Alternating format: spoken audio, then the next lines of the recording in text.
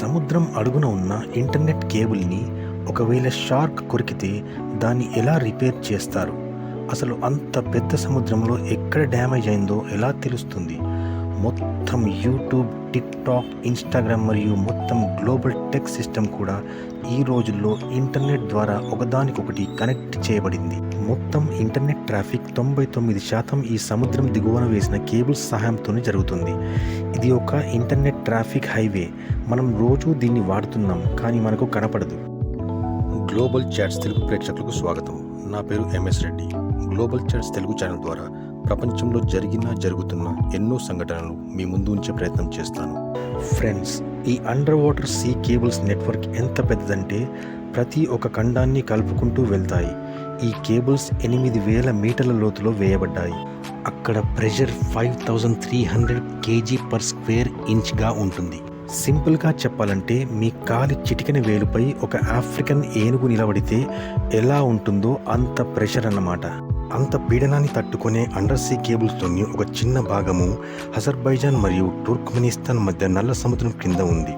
దాని పొడవు 300 కిలోమీటర్లు మరియు అతి పొడవైన 6,600 కిలోమీటర్ల పొడవు గల అండర్ సీ కేబుల్స్ని మారియా కేబుల్ అని పిలుస్తారు. అమెరికాలోని వర్జీనియా బీచ్ వద్ద స్టార్ట్ అయి అట్లాంటిక్ మహాసముద్రం యొక్క చీకటి లోతుల గుండా వెళ్ళి స్పెయిన్లోని బిల్బావో వద్ద ముగుస్తుంది.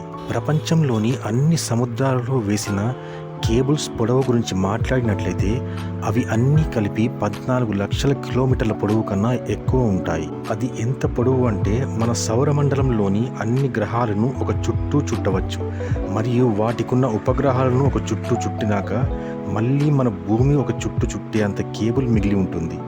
సముద్రంలో 8,000 మీటర్ల లోతులో అంత పొడవాటి కేబుల్స్ వేయడం అంత సులువైన పని కాదు.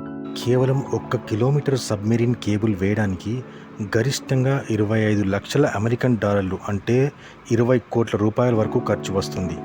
అయితే 14 లక్షల కిలోమీటర్ల కేబుల్ వేయడానికి ఎంత ఖర్చు వస్తుందో మీరే అంచనా వేయచ్చు. అసలు ఇంత ఖర్చు చేసి ఈ కేబుల్స్ వేయాల్సిన అవసరం ఏముంది? ఈ కాలంలో శాటిలైట్ ద్వారా మొత్తం ప్రపంచాన్ని కనెక్ట్ చేయగల టెక్నాలజీ ఉందిగా అని అనిపించవచ్చు. ప్రపంచంలో మొత్తం 493 సబ్మెరీన్ కేబుల్స్ ఉన్నాయి. అవి 4,000 టెరాబైట్ డేటాని కేవలం 1 సెకండ్లో పంపగలవు. ఒక కేబుల్ పైన 8 కోట్ల మంది 4K మూవీని ఒకే టైంలో చూడవచ్చు. అలాంటిది 493 కేబుల్స్ ఉన్నాయి.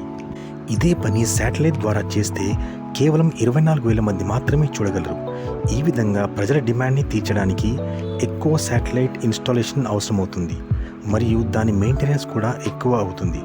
సబ్మెరీన్ కేబుల్స్తో పోలిస్తే శాటిలైట్ మెయింటెనెన్స్ చాలా ఎక్కువ ఖర్చుతో కూడుకున్న పని మరియు కష్టతరమైనది కూడా. ఏదో కారణం వల్ల శాటిలైట్ నిర్వహణలో ఏదైనా మేజర్ ఫాల్ట్ వచ్చినట్లయితే దాన్ని రిపేర్ చేసే ఖర్చు 40 కోట్ల US వరకు ఉంటుంది. అందుకే సముద్రం అడుగున లక్షల కిలోమీటర్ల కేబుల్ వేయడం శాటిలైట్ లేదా వైర్లెస్ కనెక్టివిటీ కంటే చాలా ఈజీ. ఈ అండర్ సీ కేబుల్స్తో ప్రతి నిమిషం కోట్ల గిగాబైట్ల డేటా ట్రావెల్ అవుతూ ఉంటుంది. అయితే ఇంత డేటాను మోసుకెళ్లే ఆ కేబుల్స్ చాలా వెడల్పుగా ఉంటాయని అనుకుంటాం, కానీ అలా కాదు.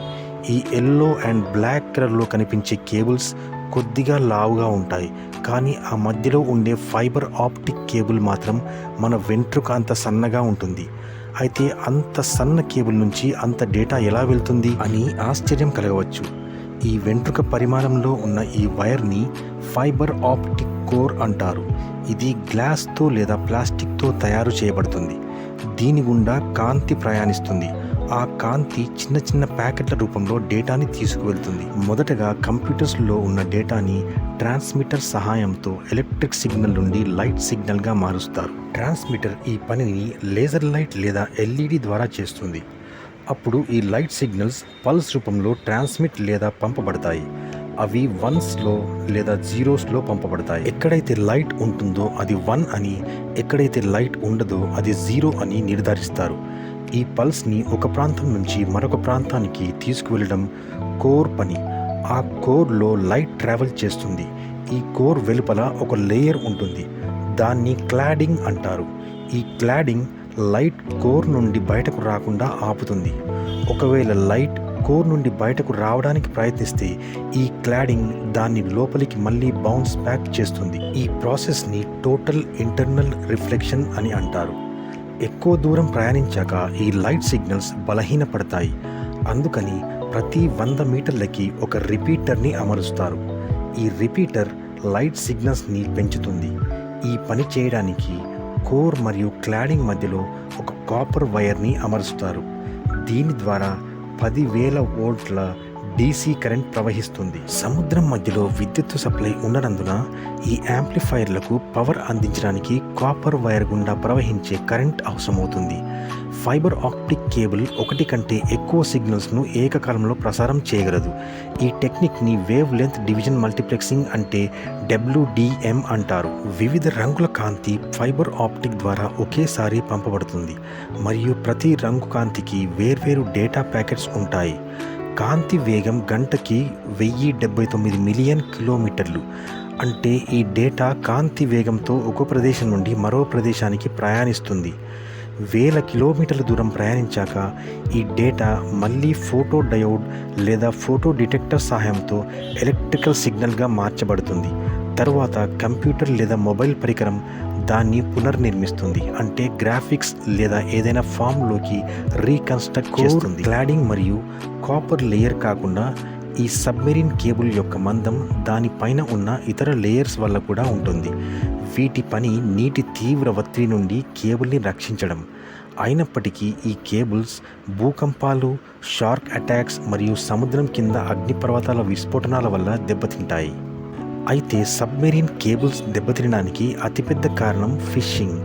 సముద్రం అడుగున ఉండే చేపలను పట్టడానికి ట్రాల్ డోర్ని ఉపయోగిస్తారు. ఈ ట్రాల్ డోర్ని సముద్రపు అడుగు భాగంలోకి పంపించి అక్కడ లాగబడుతుంది. అందులో చేపలు చిక్కుకుంటాయి. అయితే ఈ ట్రాల్ డోర్ పొరపాటున సబ్మెరీన్ కేబుల్కి చిక్కుకొని లాగబడితే కేబుల్కి చాలా పెద్ద నష్టం కలుగుతుంది. ఇక్కడ మనకు ఒక అనుమానం కలగవచ్చు. ఇంత విశాలమైన మరియు లోతైన సముద్రపు అడుగు భాగంలో ఈ సబ్మెరీన్ కేబుల్స్ పాడైపోతే వాటిని ఎలా రిపేర్ చేస్తారు? రిపేర్ చేయడం కన్నా ముందు ఆ వైర్ ఎక్కడ డ్యామేజ్ అయింది, దాని పిన్ పాయింట్ లొకేషన్ ఎలా కనుక్కుంటారు?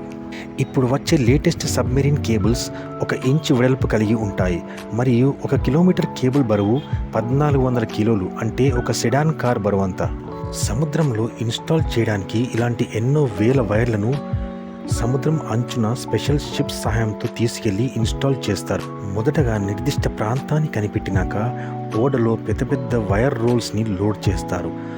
ఆ ప్రదేశానికి తీసుకువచ్చి సముద్రం అడుగు భాగంలో నడిచే సామర్థ్యం ఉన్న ప్రత్యేక రోబోటిక్ యంత్రాన్ని ఉపయోగించి 1 మీటర్ వరకు సముద్రం అడుగుని తవ్వుకుంటూ కేబుల్ వేసుకుంటూ వెళ్తారు. ఈ పనిని చాలా మెల్లిగా మరియు జాగ్రత్తగా చేయడం చాలా అవసరం. అమెరికా మరియు యూరోప్ మధ్యలో 6,600 కిలోమీటర్ల వైర్ని వేయడానికి 2 సంవత్సరాల కాలం పట్టింది. ఒక ఓడలోని కేబుల్ వేశాక కేబుల్తో నిండిన మరొక ఓడ ఆ ప్రాంతానికి వస్తుంది. మొదటి వైర్ యొక్క ఎండ్ని కొత్త వైర్కి కనెక్ట్ చేసి పని కొనసాగిస్తారు. ఈ పనికి పెద్ద ఆటంకం వాతావరణం కల్పిస్తుంది. అట్లాంటిక్ మహాసముద్రంలో 365 రోజులు బలమైన గాలులు వీస్తూ ఉంటాయి. ఈ గాలులు ఎప్పుడైనా తుఫానుగా మారవచ్చు. ఇదే కాకుండా తరచుగా అట్లాంటిక్ మహాసముద్రంలో కేటగిరీ 1 తుఫాను వస్తూ ఉంటుంది. ఈ సమయంలో కూడా ఈ వీడియో గురించి నేను రీసెర్చ్ చేస్తుండగా అట్లాంటిక్ మహాసముద్రంలో కేటగిరీ 1 తుఫాను ఉంది. ఇది ఆగస్టు 23న ఐర్లాండ్ ద్వీపం ఒడ్డుకి చేరుకునే అవకాశం ఉంది. ఈ తుఫాన్ల వల్ల చాలా రోజుల వరకు ఈ ఇన్స్టాలేషన్ పని ఆపేయాల్సి వస్తుంది. అయితే ఇన్స్టాలేషన్ పని ఇంత కష్టంగా ఉంటే ఇక రిపేర్ పని ఎంత కష్టంగా ఉంటుందో ఆలోచించండి. సబ్మెరీన్ కేబుల్స్ 2 అంచులలో డేటా సెంటర్స్ ఉంటాయి. ఇవి కేబుల్ యాక్టివిటీని 24 గంటలు గమనిస్తూ ఉంటాయి. ఈ 2 డేటా సెంటర్ల మధ్య కనెక్షన్ చెదిరిపోతే దాని అర్థం ఎక్కడో కేబుల్ విరిగిపోయింది. 1000 కిలోమీటర్లో ఉండే వైర్ ఎగ్జాక్ట్లీ ఎక్కడ డ్యామేజ్ ఉందో కనిపెట్టడానికి ఒక డివైస్ని ఉపయోగిస్తారు. దాన్ని ఆప్టికల్ టైమ్ డొమైన్ రిఫ్లెక్టోమీటర్ అంటారు. ఈ డివైస్ 2 అంచుల నుండి లైట్ పల్స్ని పంపిస్తుంది. ఎక్కడైతే కేబుల్ విరిగిపోయిందో అక్కడి వరకు లైట్ పల్స్ వెళ్ళి మళ్ళీ తిరిగి వచ్చేస్తాయి. ఎంత సమయంలో తిరిగి వస్తున్నాయి, ఆ సిగ్నల్ స్ట్రెంగ్త్ ఎంతగా ఉంది అని దాన్ని బట్టి క్యాల్కులేట్ చేసి అది ఎన్ని కిలోమీటర్ల వద్ద డ్యామేజ్ అయిందో కనిపెడతారు. ఇదే ప్రాసెస్ 2 వైపుల నుండి జరుగుతుంది. తర్వాత రెండు వైపుల నుంచి ఒకే లొకేషన్ చూపిస్తుందా అన్నదాన్ని వెరిఫై చేసుకుంటారు. ఆ తర్వాత రెండు వైపులా కూడా DC కరెంట్ సప్లైని ఆపేస్తారు. ఆ ప్రదేశంలో ROVs సముద్రం అడుగు భాగానికి పంపుతారు. ROV సహాయంతో కేబుల్ని మొదటగా ఎక్కడ డ్యామేజ్ అయిందో చూస్తారు. ఆపై కేబుల్ని బయటకు తీసి పైన ఓడ వద్దకు తీసుకువస్తారు. దెబ్బతిన్న కేబుల్ భాగాన్ని కత్తిరించి దాని స్థానంలో మరో కొత్త కేబుల్ని జోడిస్తారు. ఫైబర్ ఆప్టికల్ కేబుల్ గ్లాస్తో తయారైనందువల్ల ఈ పని చాలా జాగ్రత్తగా చేయాల్సి ఉంటుంది. ఈ పనిని స్ప్లైసింగ్ అంటారు. ఒకవేళ కేబుల్ తక్కువ పడుతున్నా లేదా సముద్రపు అడుగు చాలా లోతులో ఉన్నా మొదటి వైపు నుంచి కేబుల్ పైకి తెచ్చి దానికి ఇంకొక కేబుల్ని జోడించి మళ్ళీ కిందకి తీసుకెళ్తారు. అదేవిధంగా ఇంకొక వైపుకు చేస్తారు. సబ్మెరీన్ ఫైబర్ ఆప్టికల్ కేబుల్ వల్ల మనకి ఎన్ని లాభాలున్నాయి, ఇది ఎలా పనిచేస్తుంది, దాని ఇన్స్టాలేషన్ మరియు రిపేర్ ఎలా జరుగుతుంది అనే చాలా ప్రశ్నలకి ఈరోజు మీకు సమాధానం దొరికింది అనుకుంటాను. ఫ్రెండ్స్, ఈ వీడియో కనుక మీకు నచ్చినట్లయితే లైక్, షేర్ అండ్ సబ్స్క్రైబ్ చేసుకోండి. సబ్స్క్రైబ్ చేసుకున్నాక పక్కనే ఉన్న బెల్ ఐకాన్ నొక్కడం మరవకండి, ఎందుకంటే నా ప్రతి కొత్త వీడియో నోటిఫికేషన్ మీకు వస్తుంది. ప్రపంచంలో జరుగుతున్న ఎన్నో సంఘటనలు, విశేషాలను మీ ముందుకు తెచ్చే ప్రయత్నమే ఈ గ్లోబల్ చాట్స్ తెలుగు ఛానల్.